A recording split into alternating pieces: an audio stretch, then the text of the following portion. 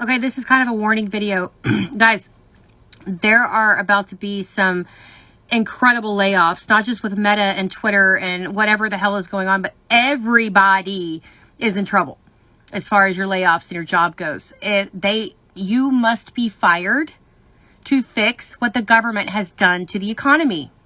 And the government's not been quiet about it. They've actually come out and told the entire country, y'all are all about to get fired. Sorry, our bad. Well, not our bad. You're bad. It's all your fault. Credit card debt has gone from $8,000 in 2020. In 2 freaking years, it's gone up to 20 grand. Do you know why? Because you guys are still buying shit you don't need with money you don't have to impress people you don't like, and you're putting your bills on there too. You have got to knock that shit off, because all of you people that are charging up your credit cards right now, and you're about to lose your job because there's a whole shitload of you that are probably going to see me, and then you're going to lose your job, and now you've got a massive amount of credit card debt. You could have used that debt right now, huh? Losing that job? Yeah. I cannot stress to you enough. Stop using your credit cards right now. Please stop. Have a secondary business lined up. Start your side hustle now. If you want to look for other employment, hey, you know what? It's a really good time, especially if you're a vet or active duty military. You definitely need to hit my link, because right now I can get you a complete financial education with licensing for $25. Who says no to that? And you have 2 years to come on and be like, I just want to make sure I got it for 25 and not what most everybody else will have to pay, which isn't that much more, but still. So for that, you hit that top link, the very top link, schedule with me, and let me get you in. You only have till December 1st to do this with me. But this other stuff coming down the pike, guys, Christmas is coming. So credit card debt's about to be even bigger, and then you're going to have a whole crap ton of layoffs really, really soon. You cannot say you weren't warned. Today I lost my job at Twitter. Myself and many of my coworkers woke up to find out that we no longer have jobs. I was very lucky to have this job at Twitter. I worked on an awesome team with awesome people, coworkers who I even considered friends. And now that's over. To make it even worse, I'm reading a lot of negative, nasty things about my coworkers online, and I want to set the record straight. So I made a longer video talking about my experience working at Twitter, and you can watch it on my YouTube. Our badges, they taking our vests and making us hand over our vests, bro. I ain't gonna lie, this shit is crazy, man.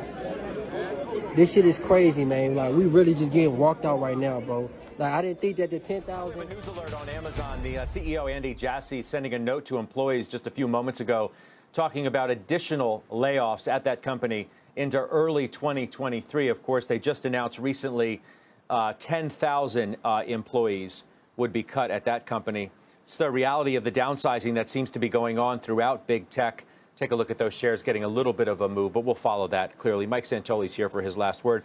It is the reality right now of these mega cap technology companies trying to right-size themselves for the environment. No doubt about it. I mean, Amazon, 1.6 million employees. I think half of them hired in the last couple of years. And a lot of these big companies are finding themselves no longer having to face this like utter labor scarcity picture that they thought they were in a couple of years ago, and feeling as if they're not as productive as they could be in a decelerating revenue environment. So it's going to be an undertow, I think, to employment.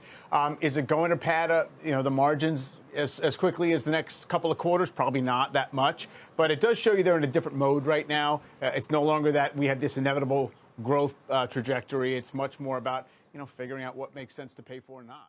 The bloodbath in tech continues, with Facebook, or Meta as it's now called, firing more than 11,000 employees. That's about 13% of its workforce. And some of those Axe workers are going on social media to share their heartbreak. Amber Cagliano reports.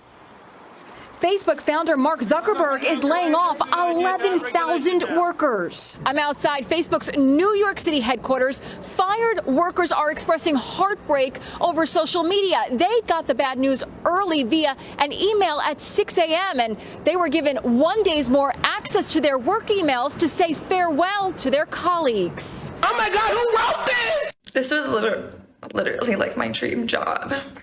And I was so proud of myself when I got it, and I'm still very proud of myself. Hey, TikTok, I don't have a job anymore. I don't even know what to do with myself. I have been working since I was 15 years old. I've never once been unemployed. This pregnant woman's last day is also her due date. She couldn't stop sobbing. Much of the problem is Zuckerberg's $100 billion investment in the metaverse. The company has invested billions of dollars on their metaverse plans, and they've said that their losses around their metaverse division are going to grow next year. Zuckerberg demonstrated the metaverse on CBS last year, creating an avatar for Gayle King. Mark, I'm in. All right, welcome. Oh my God, you've got freckles on your nose. I have freckles in real life too, so I'm trying to do the best with my avatar. In a letter to employees, Zuckerberg said, "This is a sad moment. I want to take accountability for how we got here." So it's time to find a new dream. Meta is offering a generous severance package. It's paying 16 weeks of base pay plus 2 additional weeks for every year of service.